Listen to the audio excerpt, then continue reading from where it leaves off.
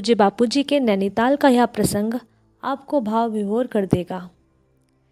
जैसे कुंदन स्वर्ण को और उज्जवल बनाने के लिए सुनार भट्टी में डालता है, ऐसे ही सद्गुरु शिष्य को अधिक गुरु बनाने के लिए, अधिक उसको तेजस्वी बनाने के लिए उसे कभी कभी कठोर व्यवहार करते हैं। जिसका मन कुछ सह नहीं सकता, उसका मन गुरु से कुछ प्राप्त भी नहीं कर सकता। इसलिए सहन शक्ति बढ़ाने के लिए गुरु कठोरता का व्यवहार करते हैं। उनकी मधुर चेष्टाएं भी मधुर हैं, लेकिन उनका कठोर व्यवहार भी मधुर है। माँ के हाथों से मिला हुआ रसगुल्ला भी मीठा है। माँ के हाथों से मिला हुआ कटु से कटु व्यंजन भी मीठा होता है। क्यों? क्योंकि तमाम कटुता को दूर करने के लिए, तमाम रोग को दूर करने के लिए माँ को ऐसा करना ही चाहिए। पूज्य श्री कहते हैं कि मैं गुरु के चरणों में जब नैनीताल पहुंचा, तब स्वामी जी वहाँ नहीं थे। हम 40 दिन इंतज़ार में थे। बुहारी करके रहते थे। स्वामी जी की कुटिया के इर्द गिर्द सफाई कर देते थे। आम के खोखे के पेटियों से बना एक छोटा सा कुटीर बना था।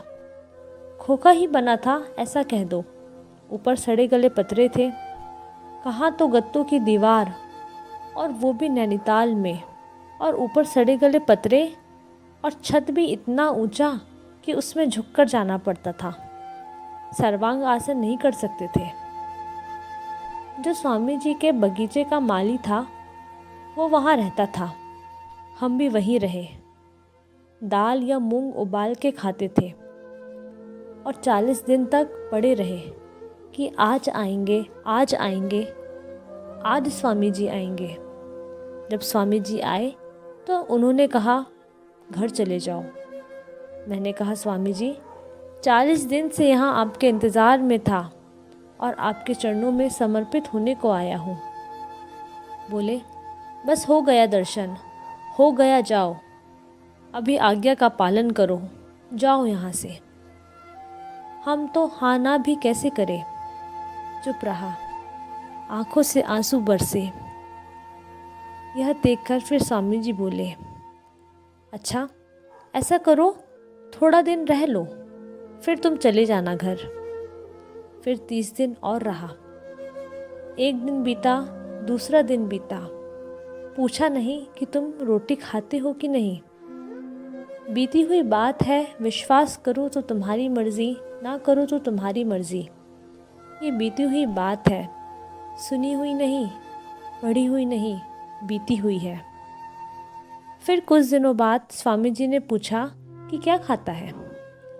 मैंने कहा, जी मूंग की दाल रख दिया हूँ और तपेली में डाल देता हूँ और होती रहती है, और ध्यान भजन में से टाइम मिलता है तो खा लेता हूँ और फिर अपना ध्यान भजन में बैठ जाता हूँ। स्वामी जी ने कहा, अच्छा खाली मूंग की दाल खाता है।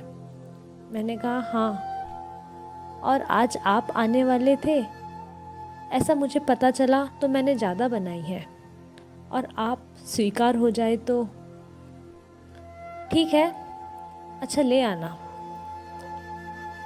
तो हमने तो बनाई थी, मेरी दानत खराब थी, सीधी बात है। हमने बनाई थी, कुछ ज़्यादा बनाए।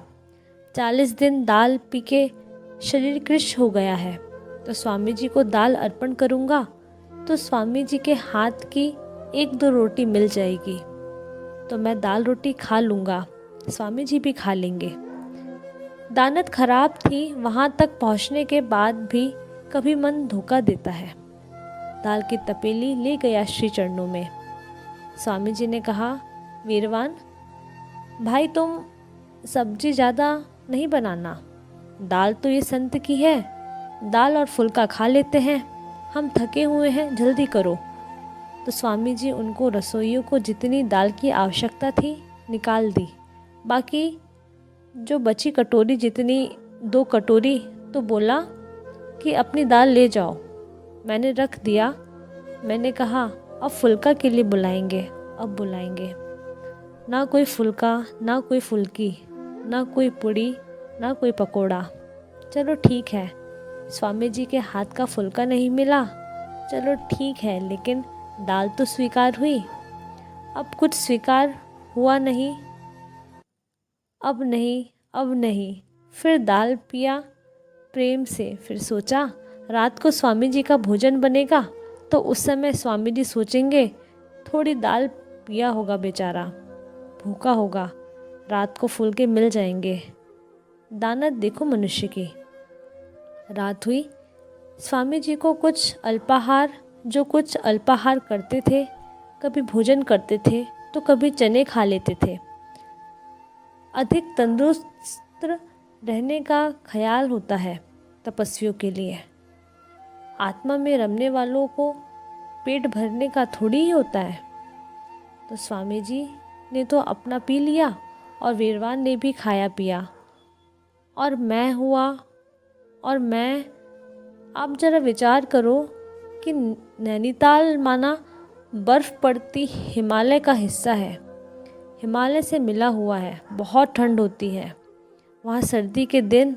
और फिर नैनीताल में सर्दी के दिन तो नहीं थे, लेकिन नैनीताल माने सर्दी सर्दी।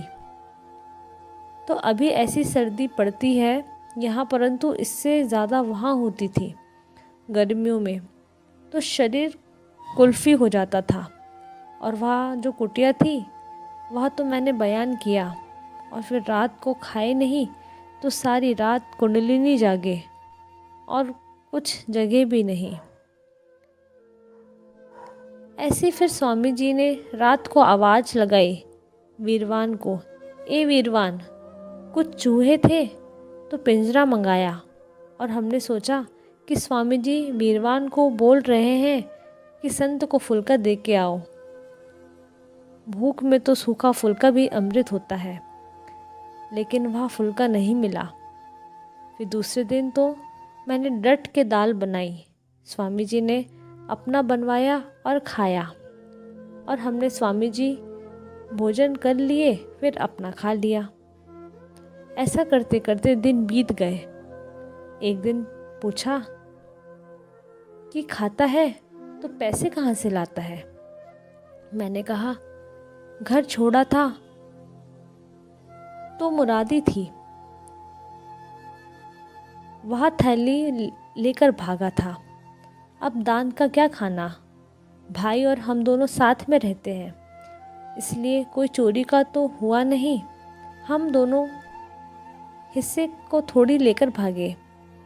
इन पैसों में से थोड़ा भंडारा किया, थोड़ा कुछ किसी आश्रम में रहा तो वहाँ दक्षिणा दिया। ऐसे करते करते यहाँ मैं पहुँच गया हूँ। अब थोड़े पैसे हैं। अब कितने पड़े हैं? मैंने कहा अब बाकी 2 रुपए हैं और 1 आना 2 आना था। उस जमाने आनों का ज़माना था, ज़माना बदला ना था। 6 नए पैसों का पूरा 1 आना तो 2 रुपए और कुछ आने 2 आने थे।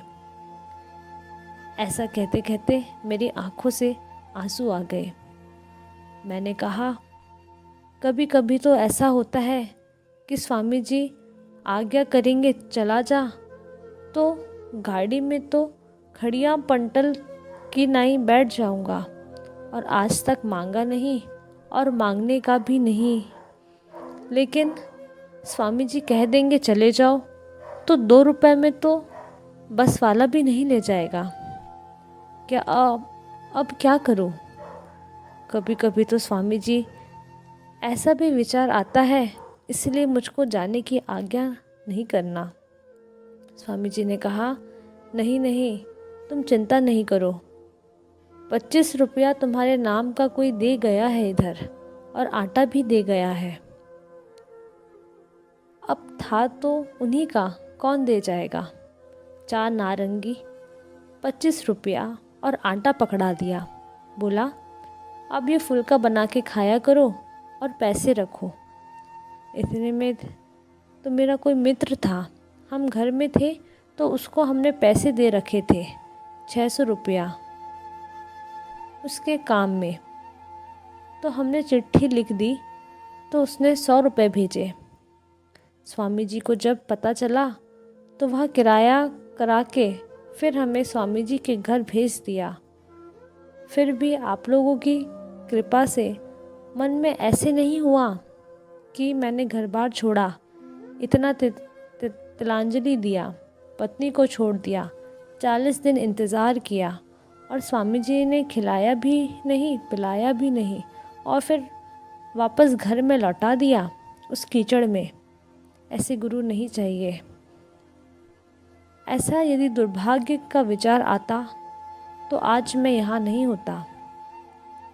स्वामी जी की आज्ञा है, घर में रहो, भजन करो।